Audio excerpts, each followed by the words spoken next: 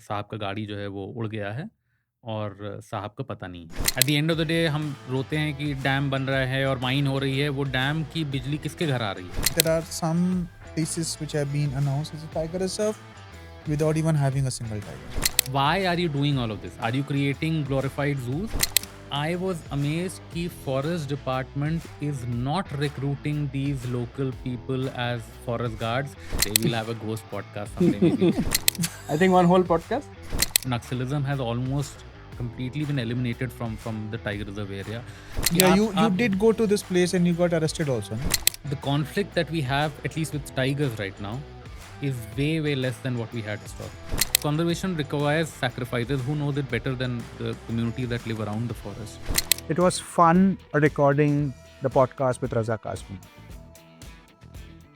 I have known him from last couple of years, and I knew the amount of time he has spent doing his research and gathering all the information about the nature history of India. When we started recording, we didn't realize that how the time went. We recorded for more than 4 hours. The first episode was for 1 hour plus, and it was impossible to edit the episode in such a manner that we are able to cover everything or every important thing what he has spoken about. And this is the reason we have to cut it into 2 episodes. This particular episode talks about political ecology. It also talks about the role of indigenous communities, the local communities in conservation, and very important part, which is about young people or the young generation spending time in nature. It is impossible for the young generation to know the ecology unless they go into the wild. They go into the wild, spend time in the wild, speak to local people, speak to naturalists, speak to researchers. Then only they will know the kind of natural resources what we have and what they can do to conserve what we actually have.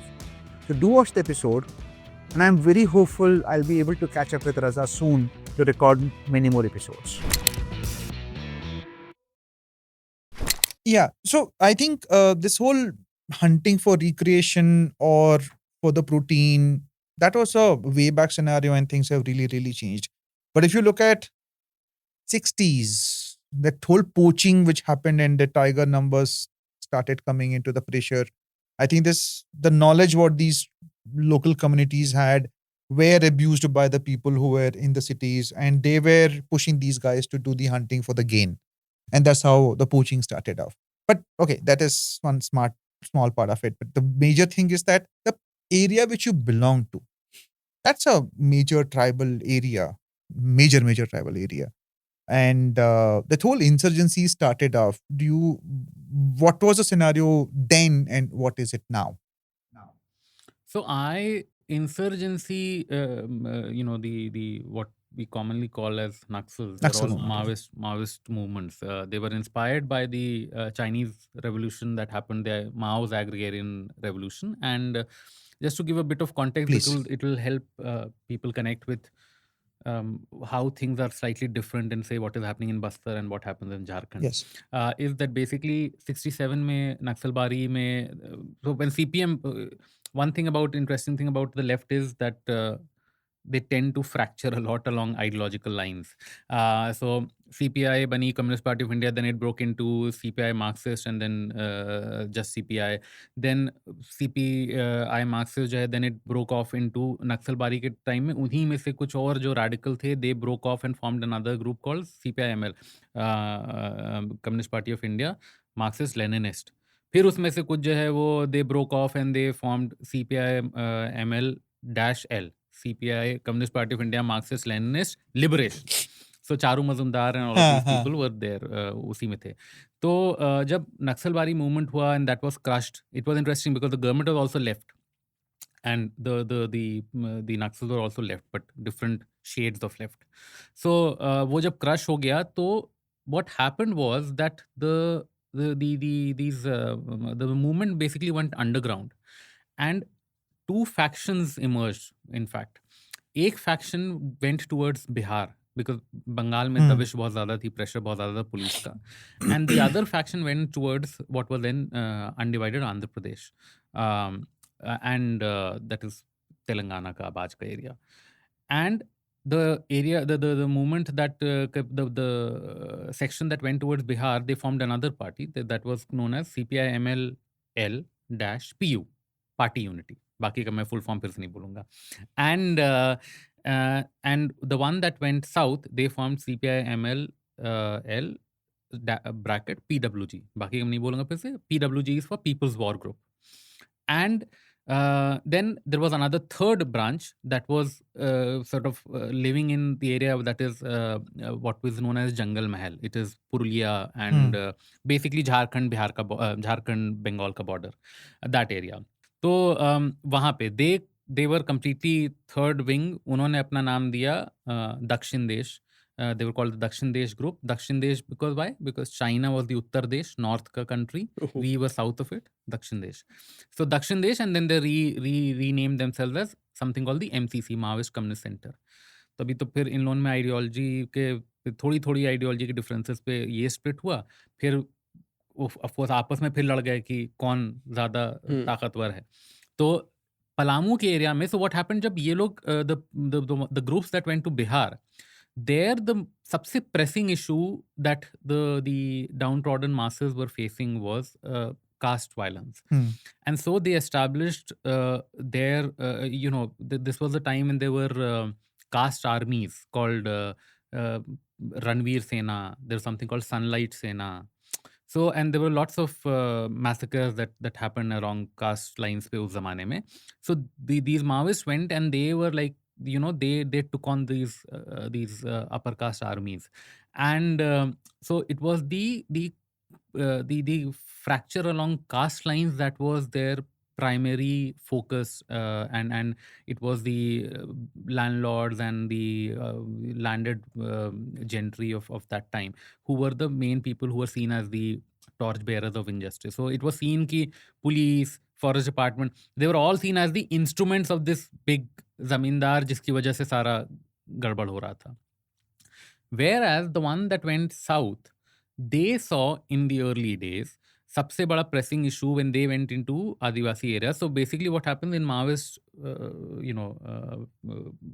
जो माओ ने philosophy पूरी दी थी अपनी revolution में, he said कि जब revolutionary forces बनेंगी तो उनको जो है they must have something called a quote unquote rear base.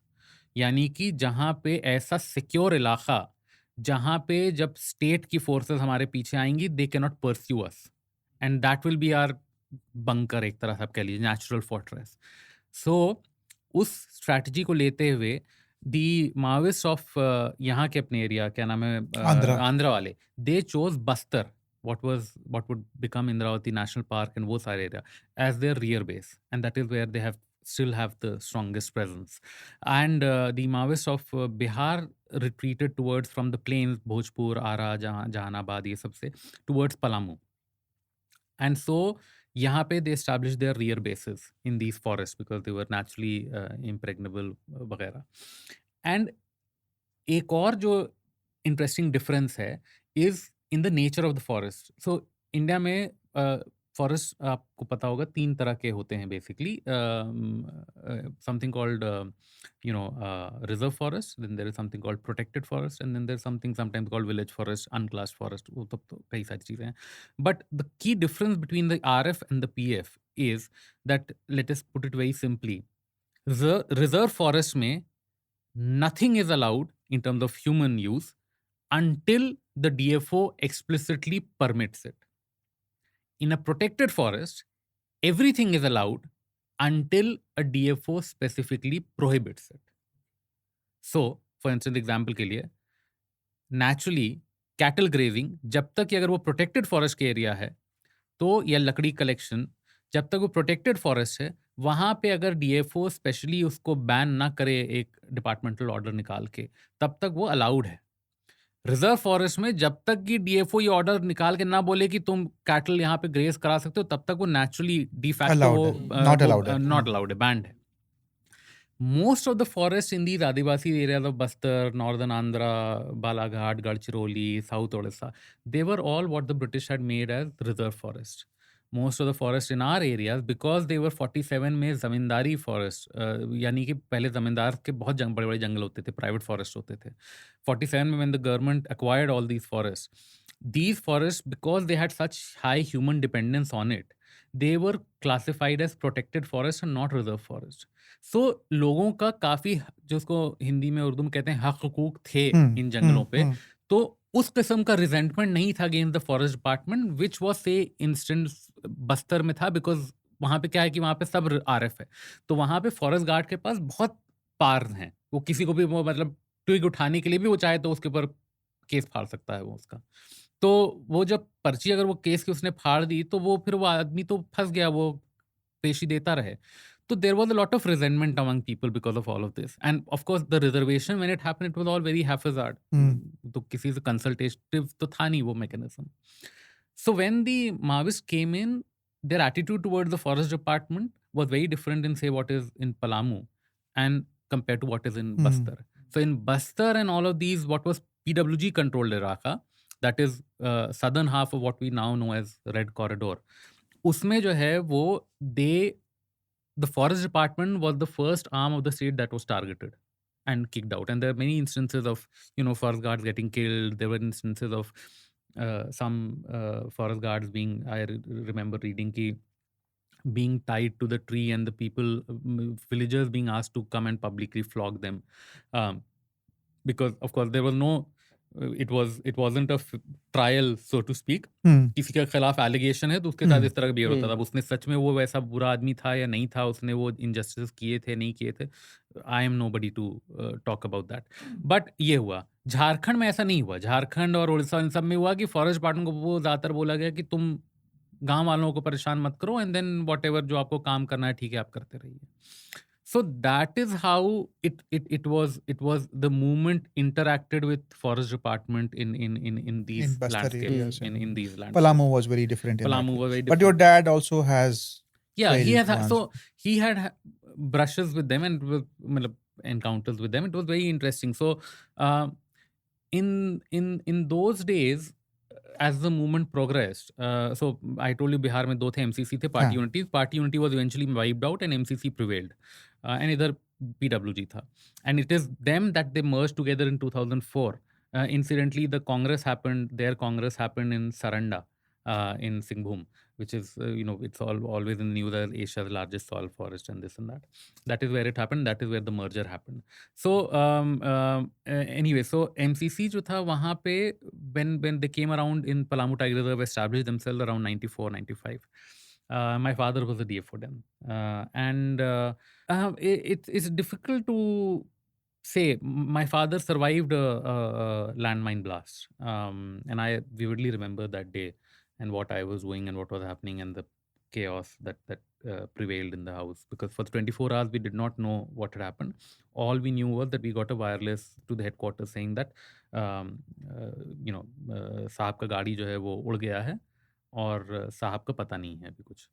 So 24 hours, we did not know of his fate. But one of the driver who died, two people died. The driver who died, I was quite close to him. I remember him very fondly. But anyway, so even though that happened, but in those days, or at least with my father, the Naxals did not interfere that way in his work. They said that their funda was very that way clear. They said ki we take money, we take levy, they call it. That is a fees, almost like hafta vasuli, from various departments. ये वो चीज़ों में कैसे, मतलब जैसे say a contractor has been contracted to build a bridge in a on the road, या road repair हो रही है, तो उसका कुछ टेंडर का प्रोजेक्ट का कॉस्ट होगा. वो बोलेंगे ठीक है तुम्हारा इतना तुम्हारा टेंडर तुम्हें मिला है, you will give X% of it to us. There's a mining वो फर्म, उससे कहेंगे कि Permit आपके मिला हुआ ट्रक्स है। आपके ट्रक्स मूव कर रहे हैं, you have to give X person to us. Hmm. So in many ways it is very ironical that in many ways it was for all these years it has been सरकार that has in indirect way financing the movement as well, because होता क्या है कि सरकार कोई project लाती है वहाँ पे, वो कोई कॉन्ट्रैक्टर उसको लेता है and then he has to end up paying protection money to these guys. So anyway, but to my father they had said कि मतलब that passed on this message saying कि we take money from people who make money. तो Sahab doesn't make money and Sahab doesn't take money, so there is no question of us taking money from his staff or his people. So they that way didn't interfere. What did happen and why that entire incident happened was because, to cut the story short, they did take money from timber mafia. So Khair, Acacia catechu, that was a very important species, timber species, जो smuggle होता था, बनारस में जाता था, वो तंबाकू और वो सब में यूज होता था, तो उसकी स्मगलिंग होती थी. My father used to be raiding all of them all the time, और बहुत बड़े बड़े खेप पकड़े जा रहे थे. That used to cause a lot of loss to these कत्था माफिया के लोगों को. कत्था उससे बनता है. तो कत्था माफिया के लोगों को, so what they did was that they bribed this group of 5 or 6 Naxals just at the बिल्कुल at the grassroots. एंड वो इलेक्शन का टाइम था, जैसे हमारी सिक्योरिटी फोर्सेस की रीइंफोर्समेंट आती है, उनकी भी रीइंफोर्समेंट उड़ीसा और कहाँ कहाँ से आई थी. And these were like the local guides, these 5-6 local young Naxals, they were the local guides for this Odisha वाली फोर्स. Now ओडिशा वाली जो इनकी नक्सल की टुकड़ी आई, it doesn't know who is Karmi Saab and who's what, or what is he all about. They were told कि ये guides will tell you what to target, where to target, what are the whatever XYZ. So these guys were bribed by the Katha mafia, and so they targeted the vehicle. And then of course uske baad when the incident happened, the Maoists released a press release and saying ki this was not sanctioned by the leadership, and this is some young boys and girls have gone against the party line and did this on their own, and we are very sorry for whatever happened. Of course the sorry doesn't bring back those 2 dead people. But that was basically how it all went about. And so they did not directly interfere, but it is even if you are not directly say targeting me, it was a very difficult, I remember, matlab, it creates a huge fear psychosis. Imagine, and I have been a witness to all of this stuff. Yeah, you did go to this place and you got arrested also, no? Oh, that happened in Sarguja. That was because I was, I mean, I was not arrested technically, but I was detained for a while. But मतलब आप ये सोचिए कि लोग जा रहे हैं, and I'll give you this very simple incident कि लाशें पड़ी हैं इधर उधर, किसी का जो है वो somebody's throat has been slit and has been with a pamphlet on him has been thrown, landmines blowing up, people getting killed. Even if you are not the intended target, there's a huge fear in you. All the forest roads are landmine ridden. You don't know कि भाई अगर कब उड़ गई है तो there will be a lot of collateral damage. Yeah, exactly. So I'll give you a very small example of camera trapping. In 2011, when my father was the field director, and still the insurgency was very bad even in those days. Now it has declined. And the first ever camera trap survey was happening in Palamu Tiger Reserve. And उससे पहले कभी camera trapping नहीं की थी, because सब लोग ये कहते थे कि Naxals will not permitted. Anyway there was हम वही बात है कि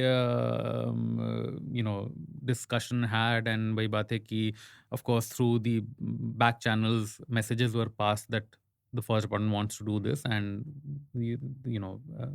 it is nothing to do with Naxals or security forces or whatever. It's about wildlife. So hopefully जो है वो the forest department will not be targeted. And that was done. So anyway, थोड़ा बहुत ट्रैपिंग हैफजार्डली सही, किसी को आता नहीं था, जैसे तैसे लगा लूँ के शुरू किया गया. कोई that was very interesting. We asked उस जमाने में for researchers to come in help out. Nobody wanted to आना ही नहीं चाहता होगा. हाँ, कि सो जो we whatever we knew we tried doing. We got the first ever camera trap images of tigers back उसमें leopards के पहले, lots of stuff, wolves के.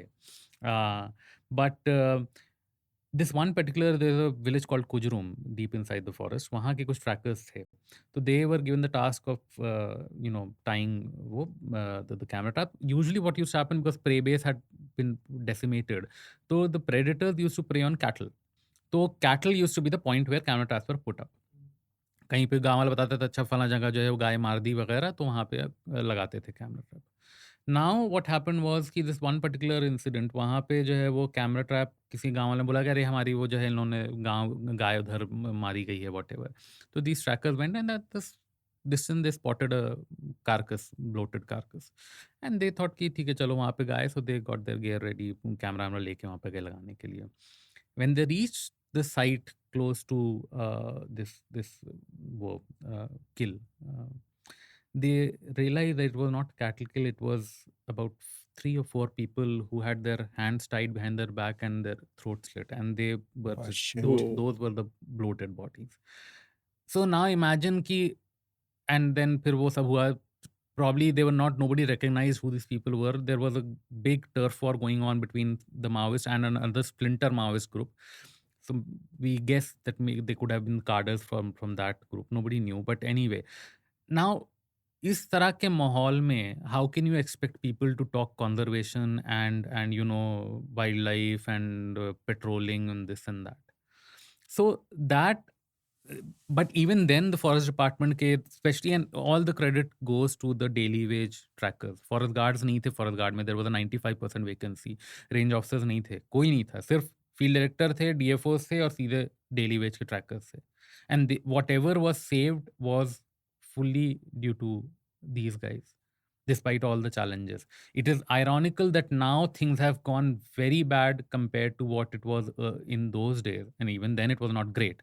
But compared to that, it's gone very bad, even though now that Naxalism has almost completely been eliminated from the Tiger Reserve area. And there is a huge influx of new blood in terms of forest guards, vagara. But the management has gone downhill. So that is the ironical part. But I'm just giving you a view of how a Naxal affected, insurgency affected area used to be managed, a tiger reserve. That was Indravati वगैरह तो was even worse. वहाँ पे तो अंदर ही नहीं घुस पाते थे forest staff, because I told you there was a lot of bad blood against forest department in that department, area. yeah. And of course it also matters who is the officer at the top.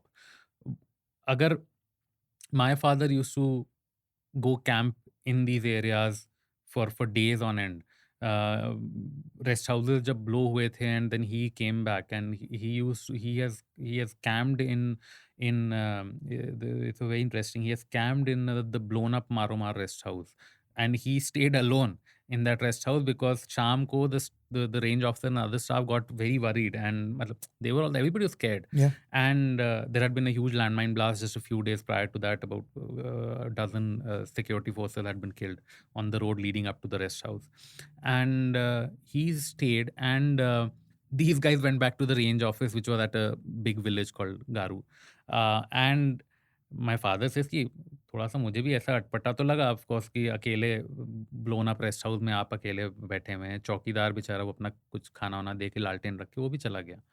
And but he said कि I wanted to pass a message कि when the boss is ready to stay, then the others will get inspired, hopefully. And it happened. वो उस रात वो लोग सब लोग चले गए, बट वो बाद में सुबह आए एंड दे सेड कि सर हम लोग तो रात भर वहाँ नहीं सोच पाए, कि सोच के पता नहीं साहब को कुछ हो जाए, अकेले हैं, कुछ ना हो जाए.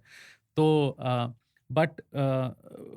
बट उसके बाद when they saw कि the officers at the top are, my father always used to tell me, and that is something very profound, I think.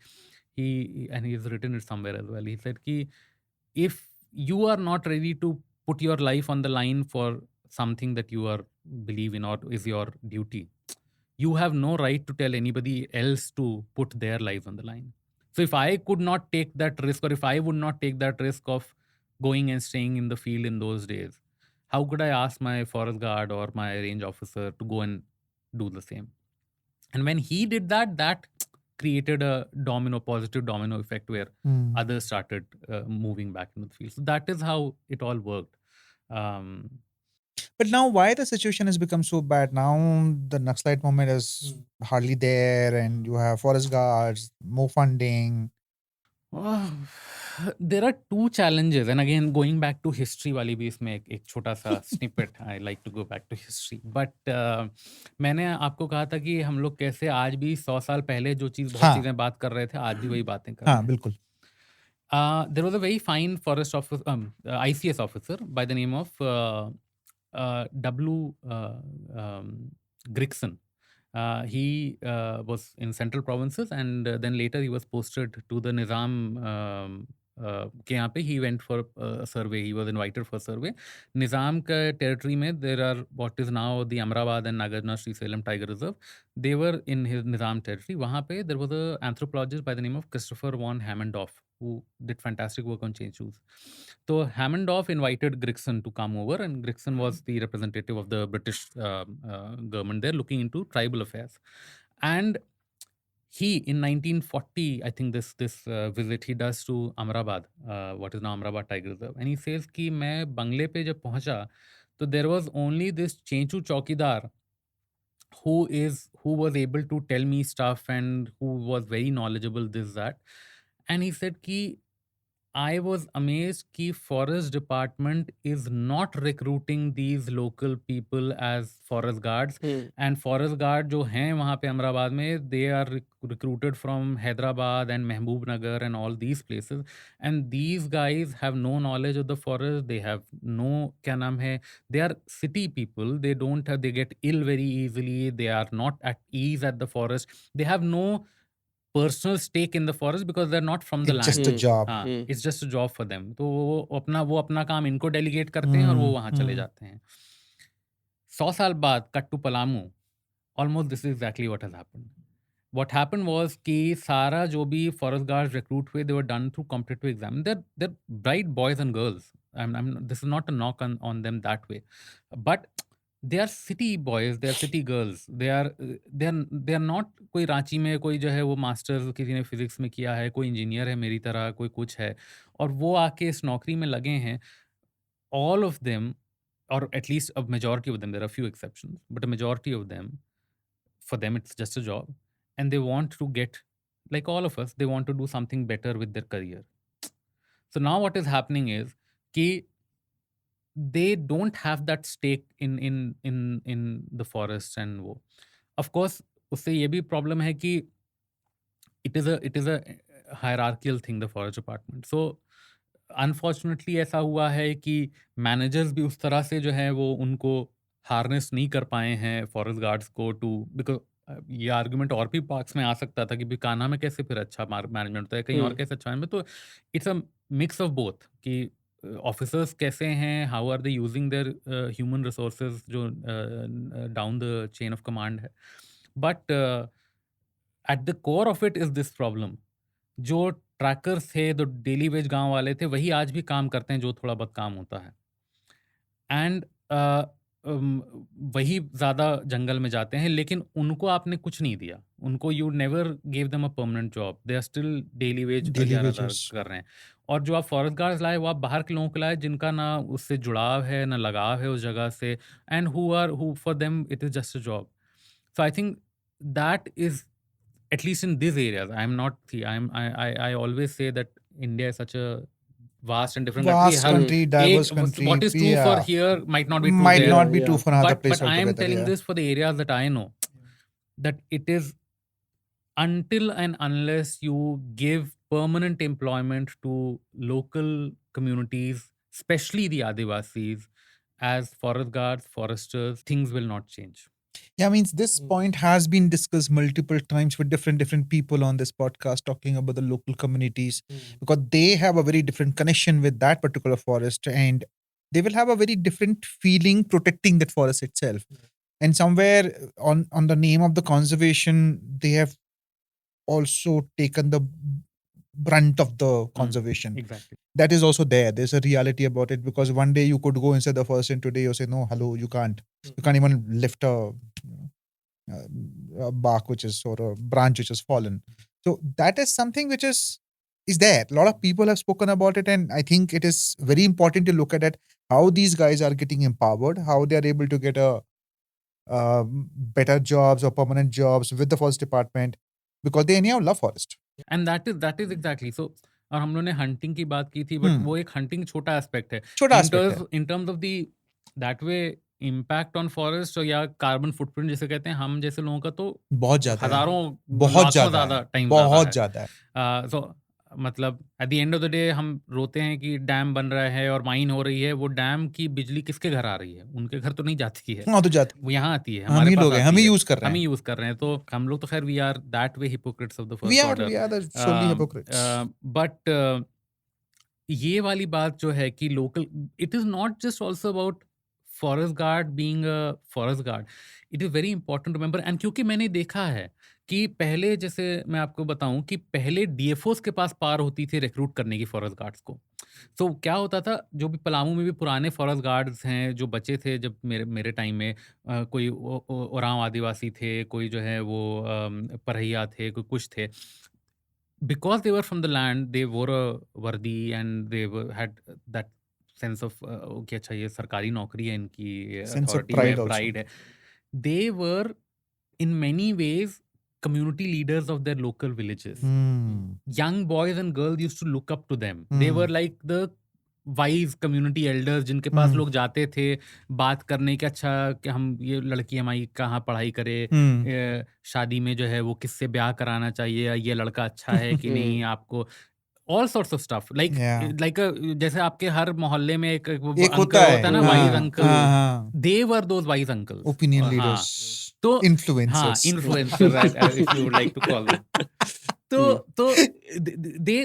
they we forget that forest guards play many roles. And they're multifaceted roles unke hote hain. They're not just a representative of the forest department. They have many other roles. And when the recruitment stopped for the local communities, you even took away that. So who could have shaped the young minds and on how to look at forest, how to approach life, or what to do with your careers, this that. अब उनका खुद ही का कुछ नहीं ठिकाना रहा, तो दूसरे को क्या एडवाइस देंगे? So that also is a big problem. It is not just about these people who are well versed with the local customs, they know the language, etc. They have an emotional connect with the people, and the people had an emotional connect with them.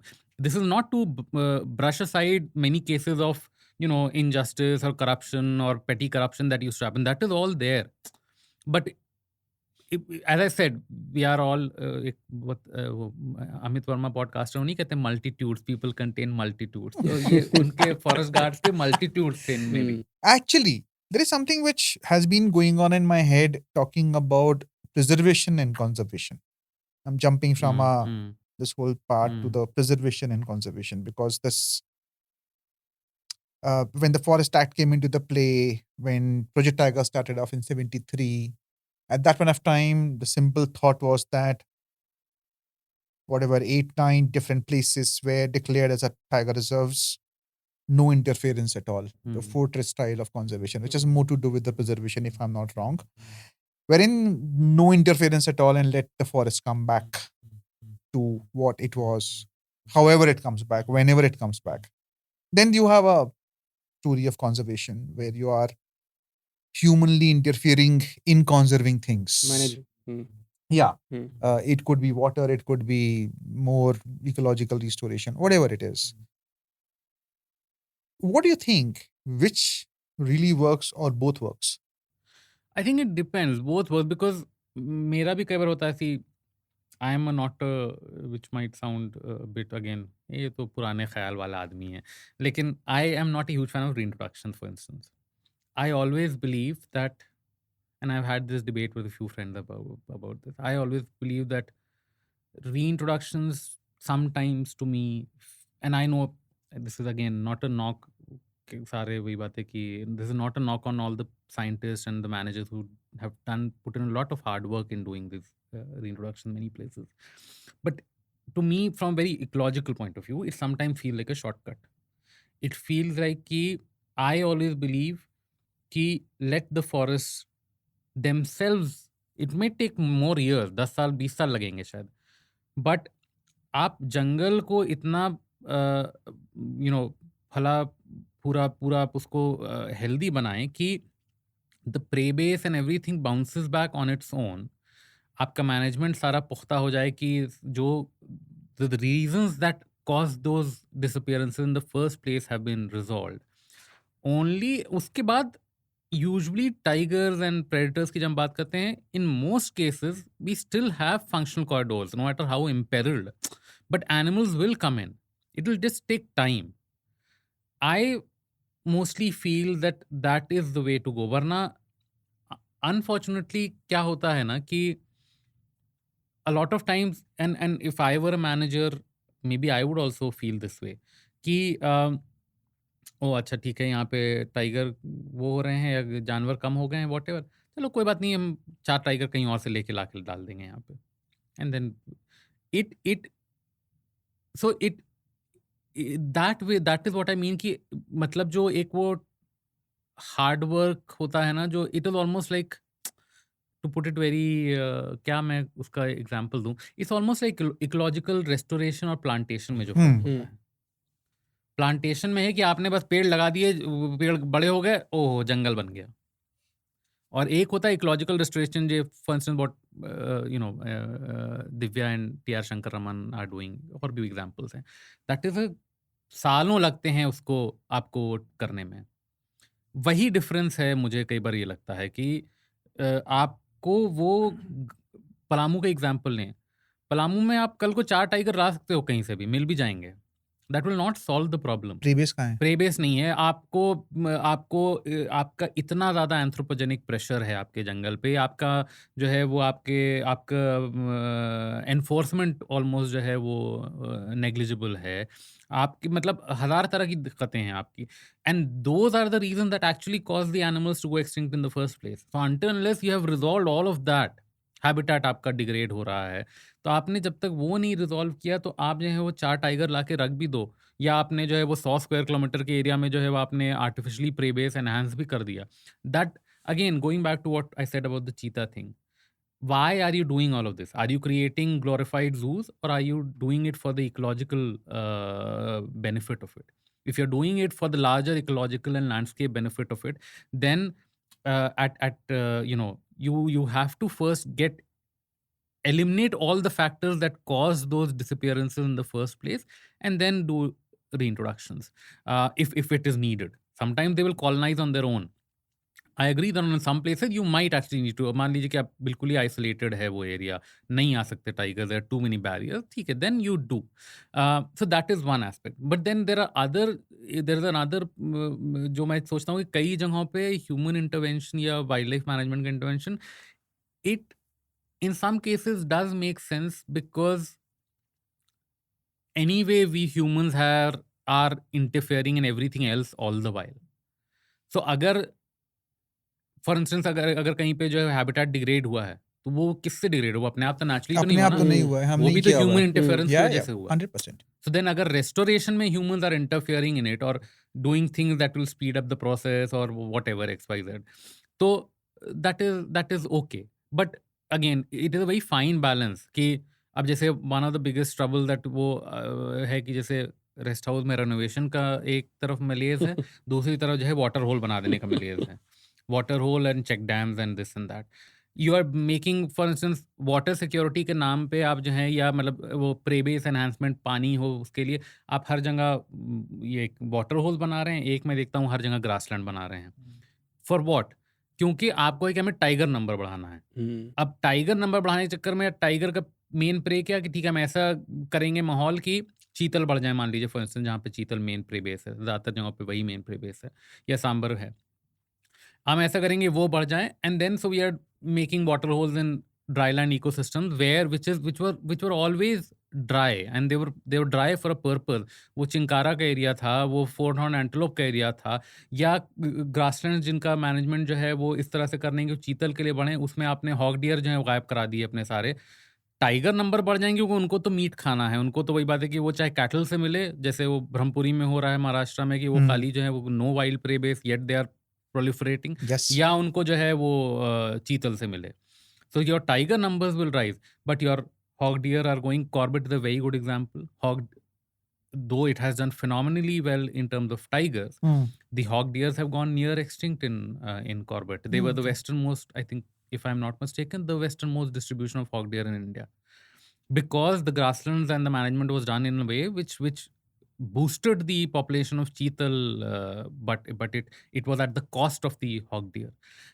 Similarly, in many other places जहाँ पे dryland ecosystems हैं, वहाँ पे four horn antelopes retreat कर गए हैं, चिंकारे जो हैं वो हो गए हैं, ब्लैक बक्स बहुत जगहों से रिट्रीट कर गए हैं. तो इन सब जगहों तो इसीलिए it is very important that managers must collaborate with subject specialists and scientists in when they carry out these management interventions. See, जैसे हर इंसान का ये होता है कि हमें हर कुछ नहीं आता. मुझे कुछ हो सकता है वाइल्ड लाइफ हिस्ट्री की थोड़ी बहुत आती है, मुझे आई डोंट नो, मुझे जो है वो पेड़ पहचानने नहीं आते. तो मुझे पेड़ पहचानने नहीं आते तो मैं जाऊँगा पेड़ जिसको आते हैं पहचानने, उससे पूछने भाई कि बताओ या कैसे कौन सा पेड़ है. सेम इज विथ मैनेजर्स जो इंडियन फॉरेस्ट सर्विस के ऑफिसर्स हैं. They might be good at managing people, they might have maybe a pretty good administrative officers. officers हैं, but they might not have knowledge of say niche ecosystem. Yeah. So then if you are doing some interventions in that niche ecosystem, You need to get a you need subject to matter specialist. specialist to come in and give the right advice. And because अगर आप अच्छा काम करेंगे तो भी वाहवाही भी आप ही की होगी, आप बुरा काम करेंगे तो लोग वही बात है कि ताने भी आप ही को देंगे. So I think that is something that really needs to be looked at. That unfortunately in some parks it is done, in some parks it isn't as much. And the problem उसमें फिर वही है कि unfortunately our bureaucracy by and large, and this is somebody who comes from a family of a bureaucrat, is that our bureaucracy is very individual centric. अच्छे officers आ गए तो अच्छा काम हो गया, नहीं उतने अच्छे ऑफिसर्स आए तो सब फिर ठप हो गया.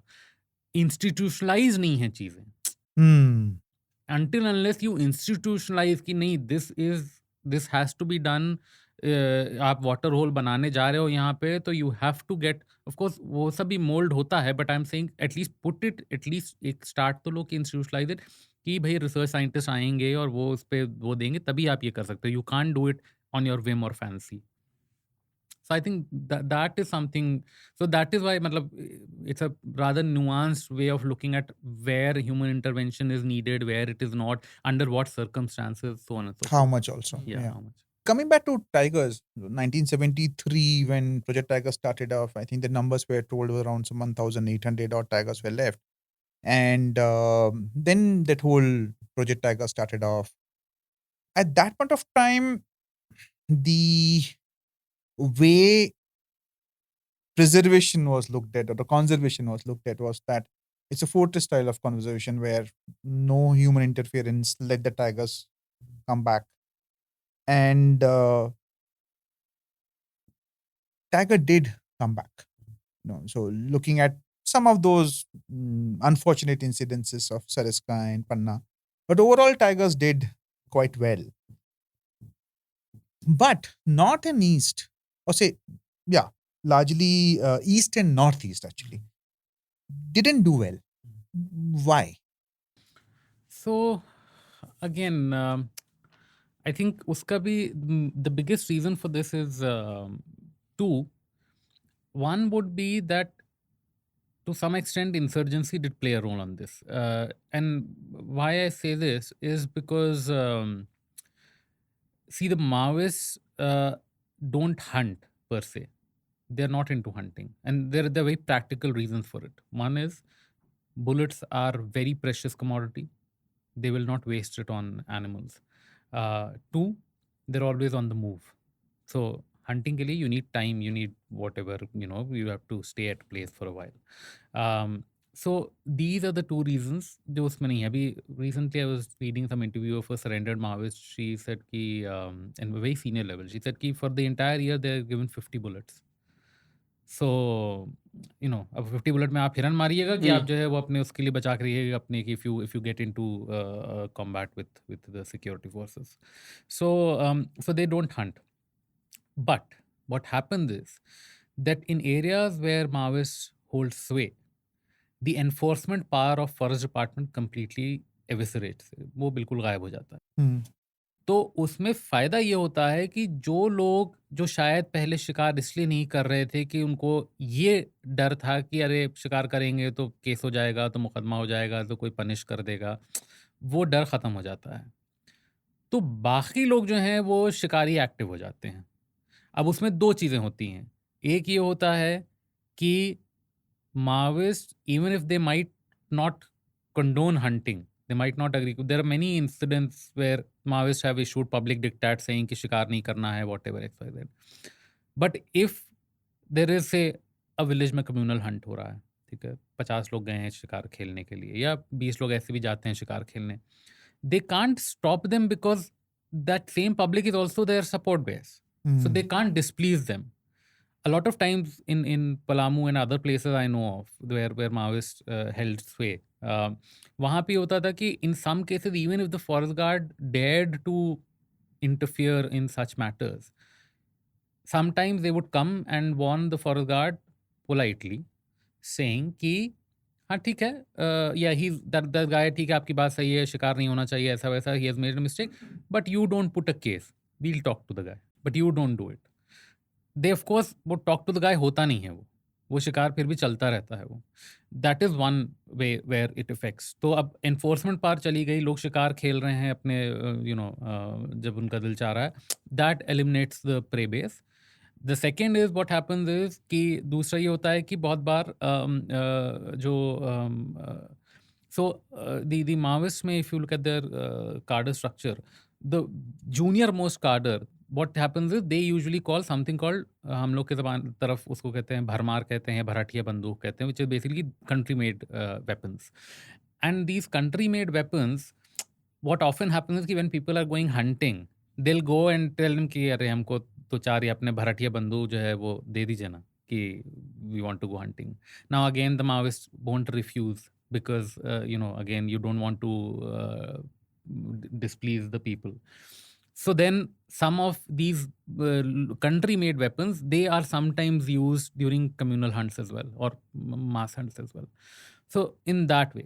So उस वजह से there was enforcement part जब फर्स्ट पार्टनर का चला गया and hunting became rife, then that led to collapse of entire ecosystems. So that is one. But this is not to discount the fact that there was just bad management all across. और as I said कि good officers were there in the 70s 80s आते आते क्योंकि चीज़ें institutionalise नहीं हुई, सो not so good officers came, management plummeted. So even in areas where insurgency was not a problem, hunting was never controlled.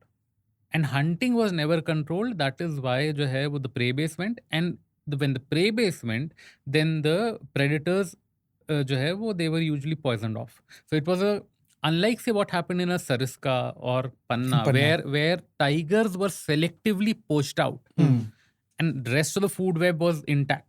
यहाँ पे east central India में the entire food chain collapsed.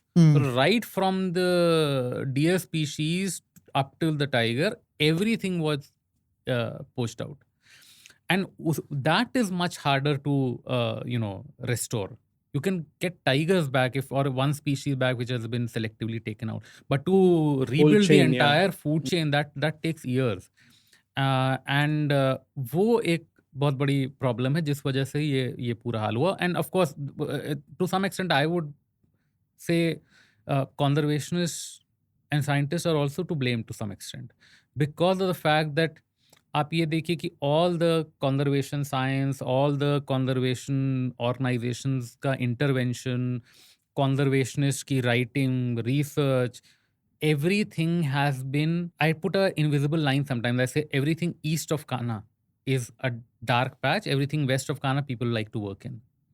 सारा कुछ जो भी इंडिया में रिसर्च हुआ है वाइल्ड लाइफ साइंस का, जो भी कंजर्वेशन ऑर्गेनाइजेशन इंटरवेंशन करते हैं, आप किसी का भी नाम ले लीजिए, it is all in this area. All the resources, all the best minds, everything has been poured into this area. And so, East में कभी कुछ आया ही नहीं. Can you think of any researcher who has done lots of research in East Central India के protected areas में? किसी ने जो है या बहुत किसी ने बहुत शानदार जो है वो टाइगर बायोलॉजी पे काम किया हो या किसी भी और चीज़ पे, मैमेलियन फौना पे काम, we don't have baseline data for what survives and what does not survive for, I would say, 80% of the protected areas. आप सिमलीपाल, सतकोसिया, उड़ीसा में हटा दीजिए, उसके अलावा मैं पूछूं आपसे कि करलापाट में क्या है, 99% लोग, conservationists I'm talking of, forget people who are not in this field, they will not be able to put their finger on the map of where Pamel is, for instance, in Bastar. Where is Gomarda Sanctuary? What is there? Where is Palkot Sanctuary in Jharkhand? So in many ways these are all protected areas as good as on paper, and that On is why paper, yeah. sometimes I have a problem. And this was a friend of mine, Tarun Nair, who works on Ghadials. He told me a very interesting thing. He said that is why I have a problem with using the term fortress conservation, because I always think, and that is a very interesting perspective that he put to me. I hadn't thought about it. He said first it's a term that is derived from Africa, where they are all, a lot of it is privately owned bhi hai, militarized bhi hai, so on and so forth. In India, it is not the military or the armed forces that are controlling our parks. And except for maybe Kaziranga, or आप एक दो examples छोड़ के, हमारे protected areas are completely porous that way. Anybody can walk in, anybody can walk out. वही बात है कि so how is it a fortress that way? And the other is, of course, he says is कि when you say fortress, you are already using somewhat a biased terminology, because the term fortress conservation comes from a particular critique of the protected areas. So you're using a term taken by the critique and using it to define an area. The more neutral term that perhaps we should use is protected areas. अब वो you can critique about it, whether it is a fortress style or whether it is a community style or whatnot. But when we are just in a neutral way, just discussing, we should at least use the term protected areas. And I thought, and he said, because most of our, except for the notable tiger reserves and some other sanctuaries, हमारे यहाँ hundreds of sanctuaries or national parks है. We have, I don't know, last मैंने figure क्या देखा था, 700 something sanctuaries, 100 and something national parks, X number of conservation reserves, a few community reserves. How many do we actually know of उनके बारे में? मतलब वो सब actually literally they are on paper. Anything and everything goes in most of these places. So I think that is food for thought. I also don't understand that there are some places which have been announced as a tiger reserve without even having a single tiger. Why are we announcing it as a tiger reserve? Are we saying that we are going to get the tigers back in those areas and we are going to work on a restoration of the herbivorous population, improvise the degraded landscape, and 20 years down the line or 10 years down the line, we will have tigers coming in? I think that exactly, you spelt it out. That is the idea behind declaring these tiger reserves, which ostensibly don't have tigers, or at the best they have some, as हमारे पलामू का NRI tigers. NRI tigers. So they come and go. But that is the idea. Of course, it raises questions as well. Especially people's rights issues, उन सब में आता है. But personally speaking, I think the idea is not flawed. I see the rationale behind the idea. The question is कि आपने declare तो कर दिया, and that is the easy part in some ways. Declaring I shouldn't say actually declaring a protected area, the easy part is very hard to do these days. But I'm saying कि, doing the notification is the first baby step that way. The real task begins कि आप next 10 years, 15 years, 20 years के लिए what is your vision for that area. But I do think that in some of these places, that is, it is possible to restore those landscapes to their former glory. I think आपके podcast में when Dr. Karant was talking, it is a very good example, and I'm glad he spoke to you about this, about the fact that what the Western Ghats, a lot of today, what we know of absolutely rich tiger habitats of Bandipur or Nagarhole or these places were like in the 60s, where he says कि आपको 5 चीतल भी दिख जाए तो बहुत बड़ी बात होती थी. Yeah. So if 40-50 years down the line, that forest जब उस समय उसको टाइगर रिजर्व डिक्लेयर किया होगा, तब भी लोग यही बहुत लोगों ने सोचा होगा कि यहाँ 5 चीतल नहीं दिखते हैं, इसको आपने टाइगर रिजर्व बना दिया। लेकिन with the right management, it became what it Yeah, became now. Yeah. So maybe 50 years down the line or 40 years down the line, when we are very old, we will be able to give a verdict on whether it was a wise move or not. Maybe a Guru Ghasidas will, tiger reserve that has been notified in Yeah, Northern same thing Sarguja. about Sarguja Yeah, or yeah, say about yeah, Gadchiroli. yeah. So So maybe these are the two places which were a proper tiger ranges.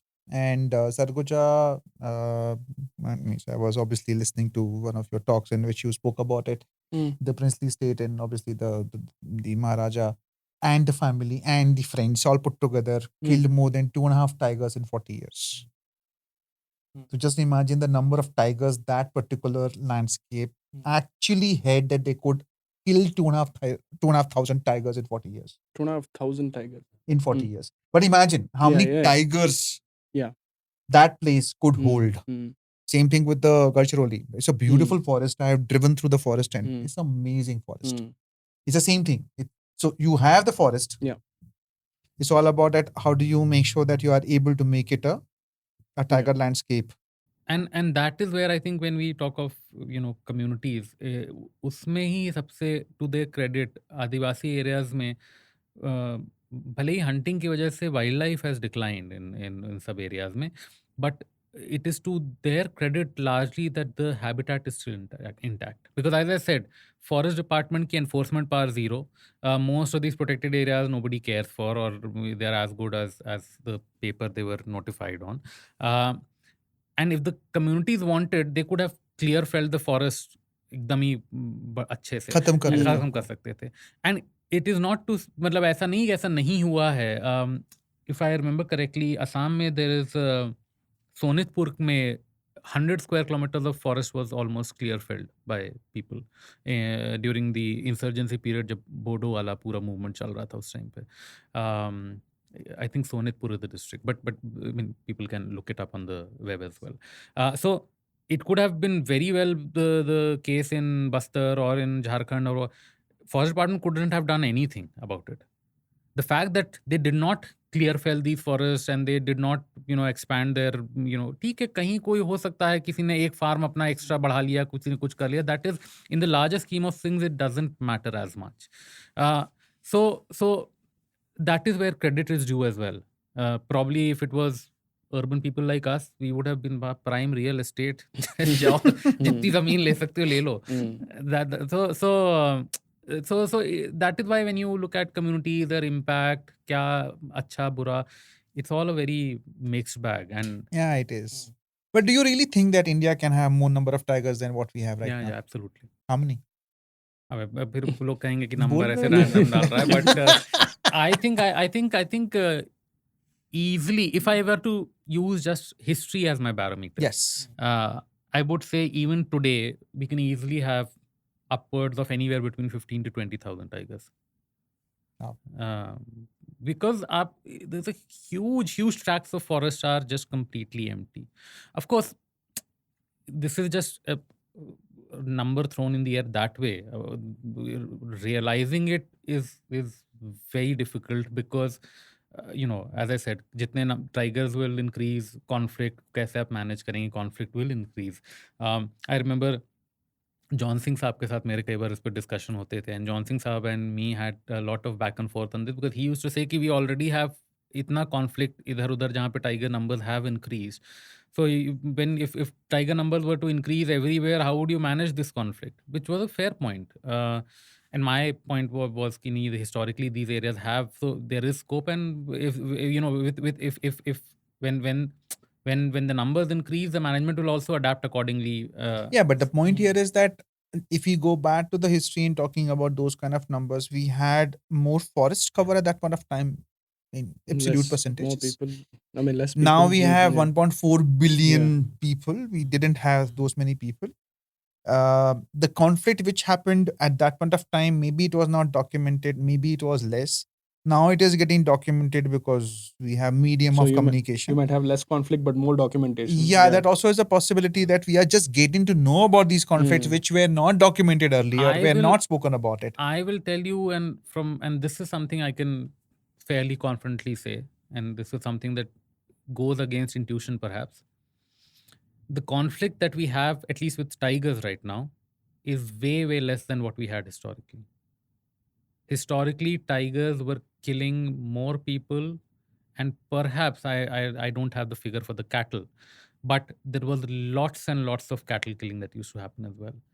It is just the fact that अब जो है वो and that is a good thing. I'm not saying that thankfully human life, we still have a long way to go, but human life at least has somewhat more value now than it used to have 100 years ago.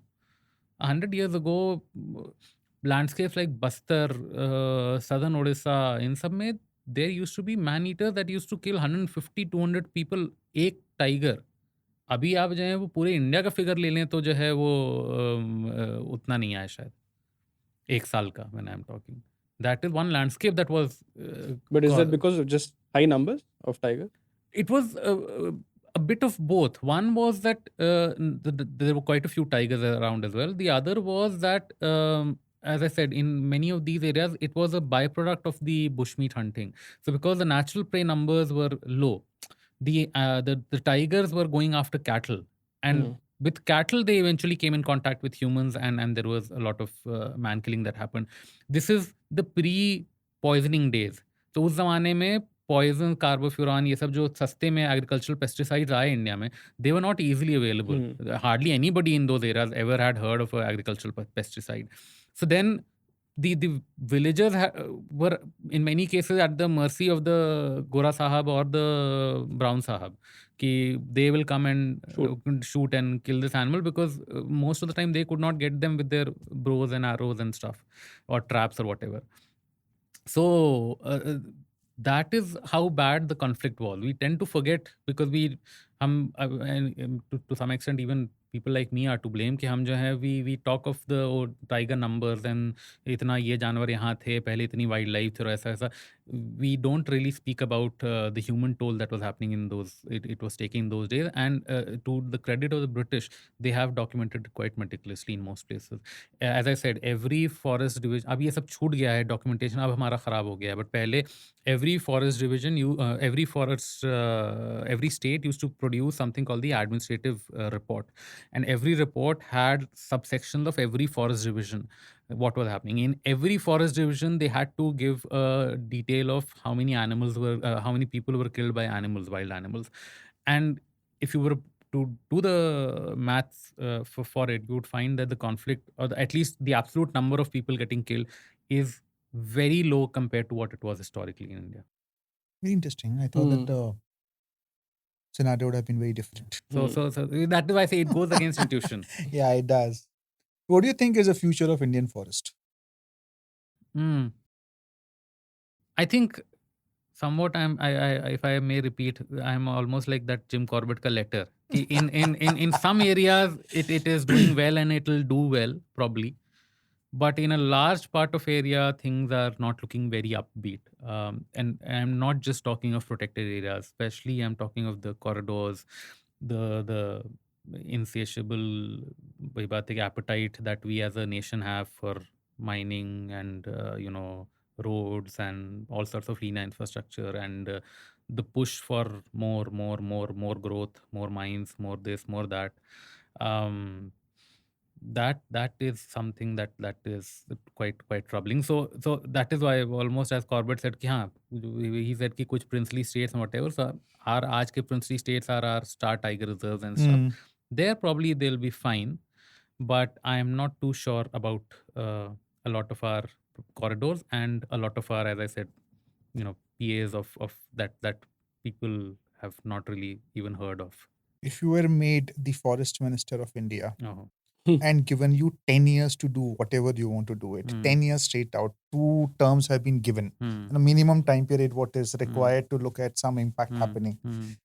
What 3 things you will do to make sure that the forest and the animals overall, holistically, Oh,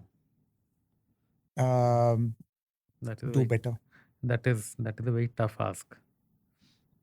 I think first and foremost is, and this was an idea that was actually yesterday I was speaking to MD Madhusudan, and he put a very good point, which he said that the local communities should actually be made shareholders in the revenue that is generated from the park in any way, be it through ticket sales, be it through, if there are areas where timber is being harvested, any revenue that the forest land or wildlife brings, you make them a shareholder, not one time payment, not the committee or some officer will decide itna budget hoga iska jitna, and then they have an incentive ki if the park or whatever protected area does well, there are more people coming, the economy uska is, the revenues are better, then उसी proportion में it's almost like any investment that we do.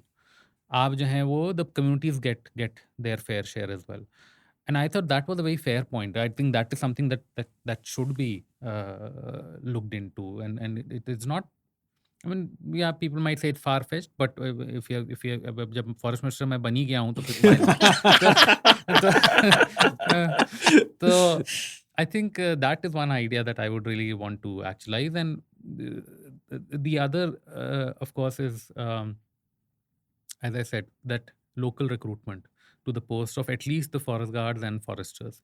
Range officers, you can ठीक है चलिए आप competitive कर दीजिए, competitive exams and all that, but at least foresters and forest guards have to be from the local community. You can't bring outsiders and put them, helicopter drop them there. I think that is, and I wonder why it has not, this idea has not really picked up, because to me as a layman it makes political sense as well, because Yeah, it does. for a politician, if you are seen as doing something for the employment of these the most vulnerable and marginalized communities, it makes good political sense as well. Fair, anyway, God knows. Maybe if I become the forest minister, I'll find out why it doesn't happen. And I think the third, I think, would be actually three or four.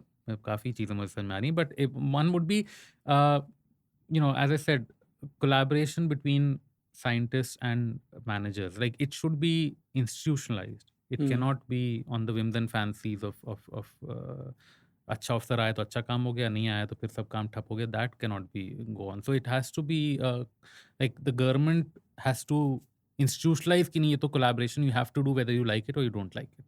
उसमें फिर होंगे, there will be ego clashes, लड़ाई झगड़ा, वो सब होगा. That is par for the course. वो किस फील्ड में नहीं है वो. So that, and I think the what would be the fourth point.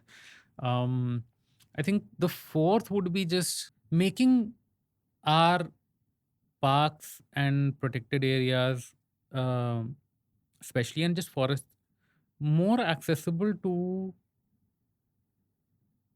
visitors. Not, and when I say visitor, I especially have a soft spot for children. Like, it should be part of school curriculum कि हर school के बच्चों को जो है वो जाके 15 दिन जंगल घूम के आना है, देख के आना है. हर कोई कन्वर्ट नहीं होगा. आई एम नॉट सेइंग कि वो 100 बच्चे के 100 के 100 कंजर्वेशन बन जाएंगे, बट उनमें से 50 बच्चे होंगे, उनमें शायद एम्पैथी तो आ जाएगी नेचुरल वर्ल्ड के लिए. उसमें से 10 होंगे जिनको काफ़ी इंटरेस्ट आ जाएगा. उसमें 5 होता है जो उसको करियर के तौर पे भी चूज़ करें. But I have always believed, I was very privileged कि I was born in the forest, मतलब a forester's family. So I could, from a very young age, I could see all these forests and wildlife and ये और वो. अपना इंसान की भी एक वो होता है कि उसका कैसा इंटरेस्ट किन चीज़ों में है, बट फॉर्मेटिव ईयर्स में जंगल जाना बहुत Important है. इम्पैक्ट करता है आपकी. जनरली आप एक कैसा इंसान बनते हैं उसमें भी मैं कहूँगा आपको वो होना चाहिए. और अभी आप ये देखिए, one thing that really bothers me is that unfortunately we love to criticize zoos and stuff, and वो ठीक है, and I get all the criticism that comes from, but tell me कि इफ कान्हा में जो है वो जिप्सी और सब लगा लोगों के, अगर एक सफारी के लोगों को 10,000 पे करना पड़ रहे हैं, तो कौन सा जो है वो मिडिल क्लास या लोअर मिडिल क्लास या कोई गांव का आदमी जो है जो अपने बच्चों को टाइगर दिखाना चाहता है, अगर चाहता भी है वो, तो वो कैसे ले कर जाएगा? नहीं सकता हम्म, है। वो ज़्यादा से ज़्यादा कर सकता है, उसको बहुत उसका बच्चा जिद करेगा तो उसको वो 10 रुपए 20 रुपए का टिकट खरीद कर जू ही ले जा सकता है। हम्म, हम्म, तो unless you make the forest open to everyone equally, I don't think in the long run you are going to create that constituency which is ready to. And conservation requires sacrifices. Who knows it better than the communities that live around the forest? Hmm. That it at least gives them some and for urban folks like are, at least they have some sense कि अच्छा अगर लोग गांव के लोग या और लोग जो है कंजर्वेशनिस्ट किसी डैम को या किसी माइन को अपोज कर रहे हैं तो क्यों कर रहे हैं, at least there is some that empathy at least. अभी तो बहुत जगहों पे वो भी नहीं है। तो I think that is something that needs to be institutionalized, because you only protect what you can see and what you love. If you don't allow people to see, and you make it so expensive, or through other mechanism you don't let them see the beauty of the natural world, then why will they care and bother to protect it? 100%. I completely agree. People have to go. People have to experience. Hmm. And that's the only way they can fall in love with nature.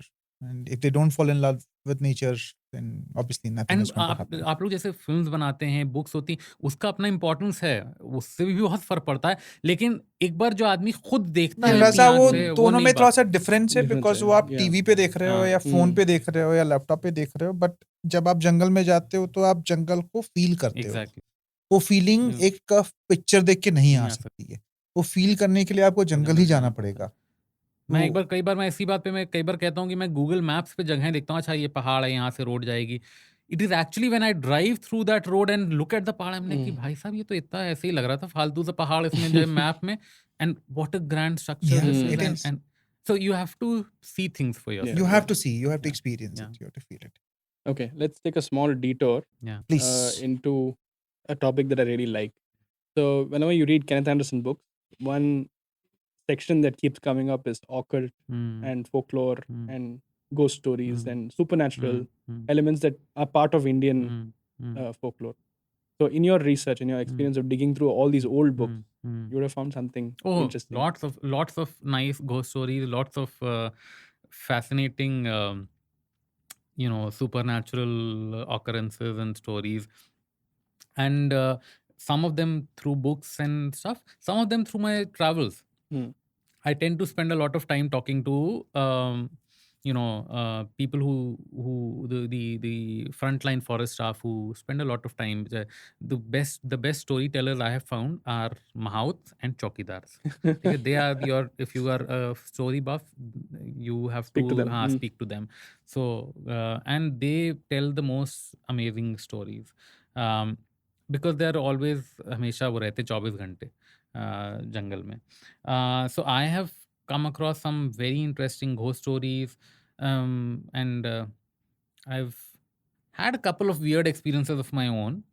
But वो कैसे Corbett ने कहा था कि the tales of the supernatural don't belong in the natural world. So maybe we'll keep those for another day. We'll have a ghost podcast someday maybe. तब मैं सुनाऊंगा.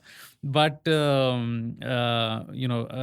but there are many interesting stories, and I think and folklore as well. And even you might believe in them, you might not believe in them, you might come from a very scientific and rationalist point of view to it and have explanations for it, but all of them lend to what I call the atmosphere of the forest, the culture of the forest. And when I say that people should go and experience forest, I actually mean experience it in all its diversity, not just in its natural diversity. I would say in its supernatural diversity as well. किस तरह के ghost वहाँ मिलते हैं, कौन सी चुड़ैल यहाँ रहती है, कौन सा जो है वो Yeah. भूत जो है वहाँ उस पेड़ पे टंगता है. Lots of fascinating stuff. There are not just ghost stories, there are treasure stories as well. कहाँ पे खजाना दबा हुआ है, कहाँ पे किस खजाने को जो है वो 4 पैर का कछुआ जो है वो उसको गार्ड करता है. You hear, and I think it's important to put it all down as on paper. I want to do at some point of time a bunch of ghost stories that I have collected in across the forest. One of my favorite pastimes is telling people ghost stories that I have either read about or heard from forest guards or chowkidars or whatnot, mahats. And I can tell you they are a great hit. So that So can you share one quick one? one quick one. Quick वाली जो है वो it winds on, and if I tell it quickly it won't have the same impact. But I can tell you one interesting ghost story that was written in a kitab में, which is slightly short. It was written I think by C. Gouldsbury करके एक writer थे. उन्होंने so he says, he doesn't specify which forest bungalow, so you're free to believe whether he was making things up or but he says the forest bungalow was in North Bengal. And he said कि there a forest officer used to जैसे मैं बताया rest house था वो पुराना बिल्कुल isolated जंगल के बीच में, वहाँ पे एक ये लोग फॉरेस्ट ये गए और इनके एक दोस्त गए and they occupied adjoining rooms and there was just one chowkidar, वो पीछे अपना रहता था. एंड व्हाट happened was कि after they were done and there was beach में there was so if any of you go to forest houses, the usual structure is basically 2 rooms, बीच में dining and हाँ. living space, and kitchen is usually outside or attached washrooms. And सामने वरांडा.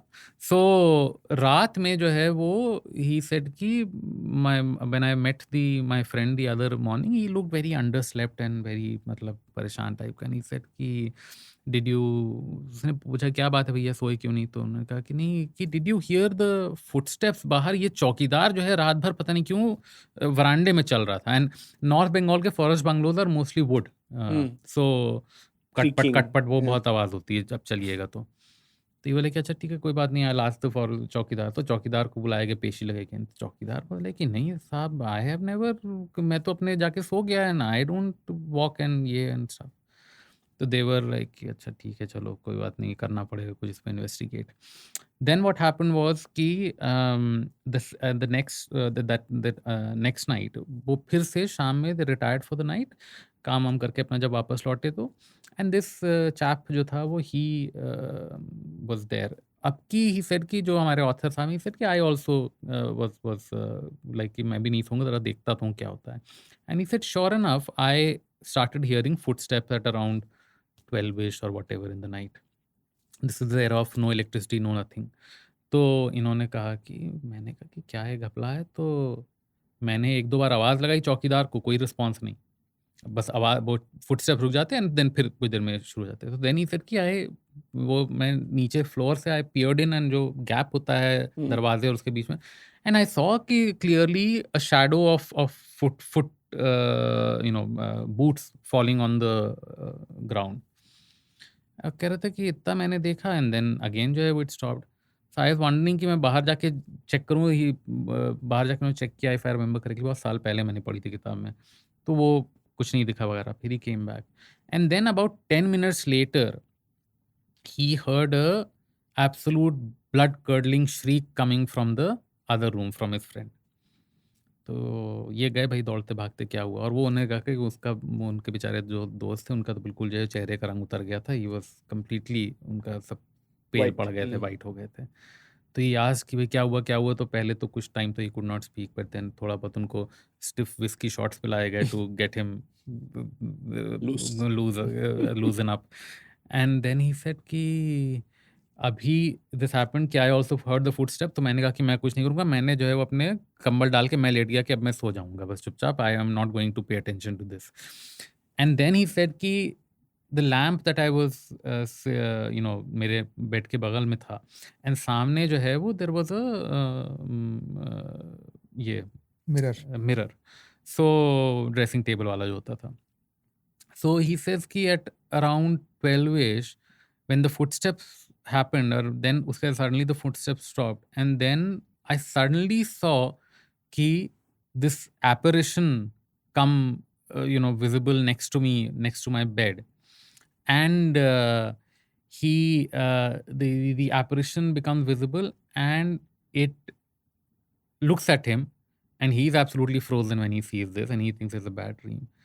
And then he looks at the mirror, and then he looks back at him, smiles, and then suddenly there is a shard of glass in his hand, and he slits his throat.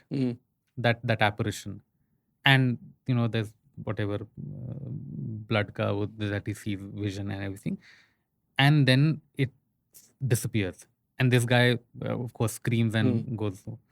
So he comes out and he's like, भैया मुझे यहाँ से जाना है, I am not going to stay here for a minute. And then he comes, and then ये लोग आते हैं चौकीदार को, they tell कि ऐसा ऐसा. तो then the चौकीदार gets very somber and he says कि किसको दिखा, तो इधर कि इनको हुआ. तो सर कि sir immediately go to your home. And so ये लोग तो घोड़े पे थे, और immediately he rushes to his residence, and as soon as he reaches, and it's early morning by the time he reaches, and he sees कि a crowd is gathered around his residence, and he finds out that his wife has died. And it turns out that this apparition appears to people whose family members are either very sick or are about to die, and is sort of like a warning, telling them to go immediately to your house. I think one whole podcast for this. I think we should plan should, for one yeah. podcast separately about this whole Ghost stories, multiple but different kind of ghost stories. yeah. Thank you, Raza. It was Yes. lovely to have you. I Same think here. this was a different kind of episode altogether than whatever we have documented, Yes. recorded till date, Thank you. and really had fun. Me too. We would plan for one more very soon, and I'll see you soon. Yes. Thank you. so much. Thank you so much. Thank you. Love. you. Such good fun. Bye-bye. Thank you.